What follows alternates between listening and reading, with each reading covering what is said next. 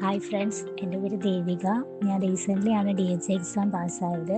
And special thanks to my advisor doctor Andrews academy, Andrews sir and my mentors. എനിക്ക് മെൻറ്റേഴ്സായിട്ട് ഉണ്ടായിരുന്നത് മുനീർ സാറും ചിന്നു മാമും ആയിരുന്നു. അവർ വളരെ സപ്പോർട്ടീവ് ആൻഡ് ഹെൽപ്ഫുൾ ആയിരുന്നു. നമുക്ക് എന്ത് ഡൗട്ട്സ് ഉണ്ടെങ്കിലും മാമിനോട് ചോദിച്ചാൽ പറഞ്ഞു തരുമായിരുന്നു പെട്ടെന്ന് തന്നെ.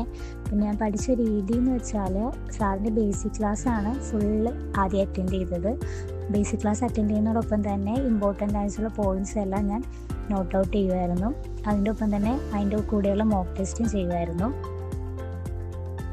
ബേസിക് ക്ലാസ്സിന് ശേഷം കൂടുതൽ ഫോക്കസ് ചെയ്തത് ഇമ്പോർട്ടൻറ്റ് ഫയൽസ് ആയിരുന്നു. അതിൽ മോസ്റ്റ് ഇമ്പോർട്ടൻറ്റ് ഫയൽസ് ആയിരുന്നു എനിക്ക് കൂടുതലും ഹെൽപ്ഫുൾ ആയത്. കാരണം അറൗണ്ട് 40% ക്വസ്റ്റ്യൻസും ഡയറക്റ്റ്ലി എനിക്ക് അതിൽ നിന്നാണ് ചോദിച്ചിരുന്നത്.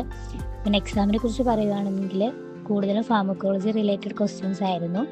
ഡയറക്റ്റ് ക്വസ്റ്റ്യൻസ് ആയിരുന്നു കൂടുതലുണ്ടായിരുന്നത്. MCയും കാൽക്കുലേഷനും വളരെ കുറവായിരുന്നു. കാൽക്കുലേഷൻ എന്ന് പറയുമ്പോൾ തന്നെ ക്രോസ് മൾട്ടിപ്ലിക്കേഷൻ ചെയ്യാവുന്ന ടൈപ്പ് ക്വസ്റ്റ്യൻസേ ഉണ്ടായിരുന്നുള്ളൂ. അറൗണ്ട് ഒരു 10 to 50 ക്വസ്റ്റ്യൻസേ ഉണ്ടായിരുന്നുള്ളൂ. പിന്നെ എക്സാമിലെന്ന് പറയുമ്പോൾ നമുക്ക് ടൈം മാനേജ്മെൻറ്റ് ഒരു ഇമ്പോർട്ടൻറ്റ് ഫാക്ടറാണ്.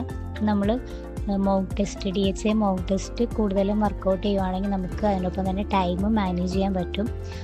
വെറുതെ ചുമ്മാ ഇരിക്കുന്ന ടൈമിലാണെങ്കിൽ നമുക്ക് മോക്ക് ടെസ്റ്റ് ഇങ്ങനെ ചെയ്തുകൊണ്ടേ ഇരിക്കുക. മോസ്റ്റ് ഇമ്പോർട്ടൻറ്റ് ഫയൽസ് ഒരു 2-3 ടൈംസ് എങ്കിലും റീഡ് ചെയ്യുക. പിന്നെ ടൈം കിട്ടുമ്പോൾ എല്ലാം മോക്ക് ടെസ്റ്റ് ചെയ്യുക. All the best to everyone for preparing the exam.